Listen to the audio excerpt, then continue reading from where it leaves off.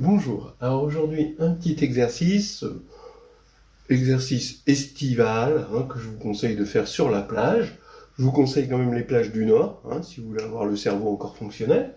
Voici l'exercice. Combien y a-t-il de nombres constitués de n chiffres? On va prendre les chiffres 1 ou 2, voilà. De sorte que l'on ne puisse pas avoir 3 chiffres égaux d'affilée. Voilà. Pour qu'on soit sûr de bien se comprendre, pour n égale 3, eh bien, le nombre trouvé, ça va être 6, c'est-à-dire, voici les nombres, 1, 1, il n'y aura pas 1, 1, 1, donc il y aura 1, 1, 2, ensuite, c'est le seul avec 1, 1, 1, 2, 1, 1, 2, 2, maintenant, c'est les seuls qui commencent par 1, 2, 1, 1, 2, 1, 2, et 2, 2, 1. Voilà, alors on va appeler un ce nombre, et je vous demande de trouver un en fonction de n.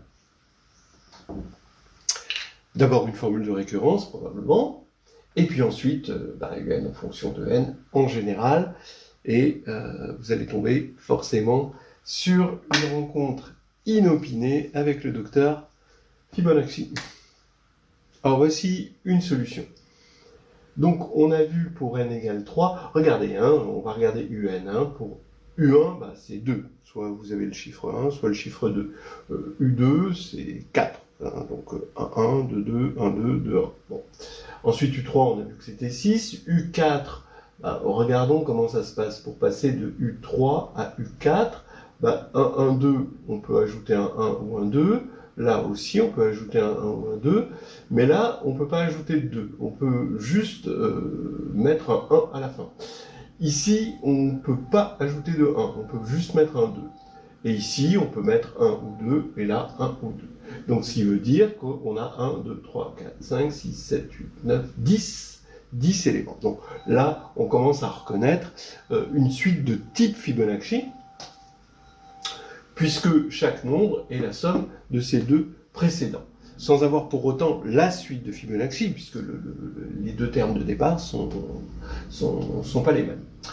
Alors, on voit bien comment ça se passe. Il faut construire une suite annexe qui va intervenir, puisqu'il y a ces deux éléments-là, on voit bien qui jouent un rôle différent de ces quatre-là. Alors, on va appeler Vn, d'accord, comme pour En, c'est-à-dire c'est le nombre de façons de construire n chiffres avec des 1 ou des 2, de sorte à ce qu'on ne puisse pas avoir 3 chiffres égaux d'affilée, mais qui finissent par deux chiffres identiques. Voilà. Parce qu'en finissant par deux chiffres identiques, eh bien, on n'a qu'un seul choix, alors que si ce n'est pas le cas, alors on a deux choix. Ce qui va faire que, si j'appelle Vn cette suite, bon, regardons comme ça par curiosité ce que vaut Vn. V1, ça vaut 0. V2, ça vaut 2, puisqu'on va avoir 1, 1 et 2, 2. V3, on voit bien que V3, ça vaut 2. V4, on vérifie que ça vaut 4.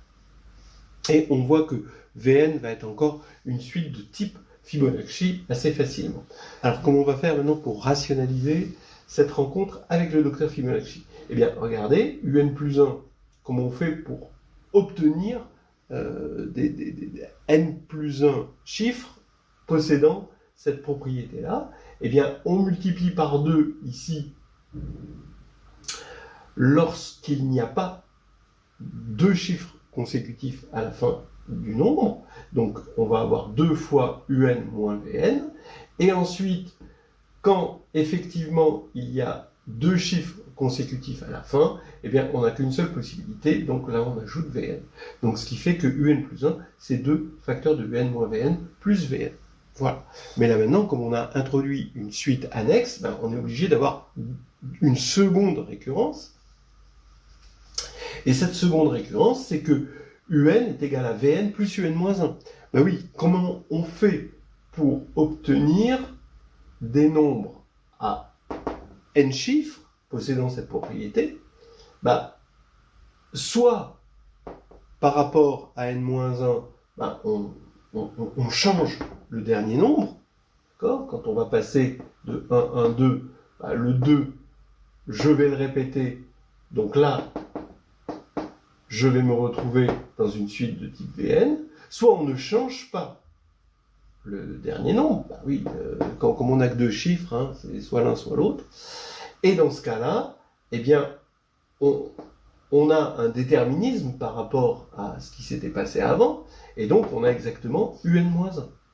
Donc par exemple pour ce 10, on voit bien qu'on a V4, c'est-à-dire là, ici, je prends 2, là, je prends 2, là, c'est pas possible, là, je prends 2, là, je prends 1, d'accord?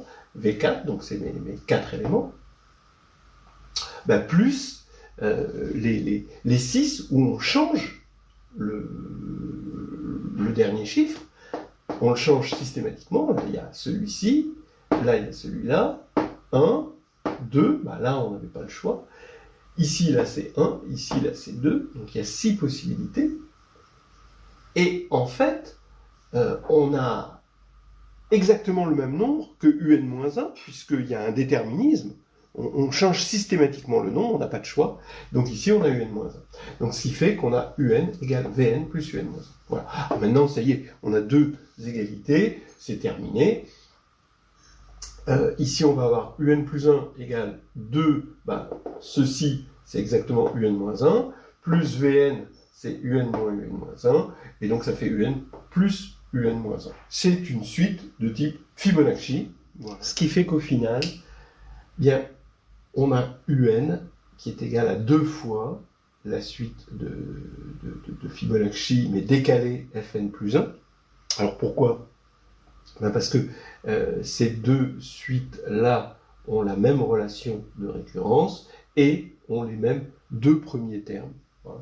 Hein, et donc, bon, alors, si on connaît la formule de la suite de Fibonacci, voici la formule générale où phi est positif et phi prime négatif, ce sont les racines réelles de x2 moins x moins 1. Hein, voilà, c'est bien connu avec phi prime qui est égal à moins 1 sur phi. Hein. Donc on peut même tout écrire en fonction d'un seul. Voilà, c'était, j'espère, un petit exercice distrayant et estival.